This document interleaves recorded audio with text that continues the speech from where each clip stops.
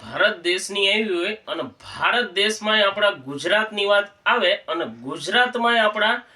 કાઠિયાવાડ પંથકની વાત આવે અને કાઠિયાવાડમાં જો આપણા સૌરાષ્ટ્ર પંથકની વાત આવે ત્યારે અનુપ હરિયાળીની એક કવિતાથી શરૂઆત કરું કે નરસૈયોના દત્ત વિરાજે જ્યાં ગિરનારી ઝાડી છે ડુંગરા ખૂંદે ડાલા મથા કે જેની ડણકું કાઠિયાવાડી છે અને પરબ સતાધાર વીરપુર બગદાણે પાળિયાદ કે પરબ સતાધાર વીરપુર બગદાણે પાળિયાદ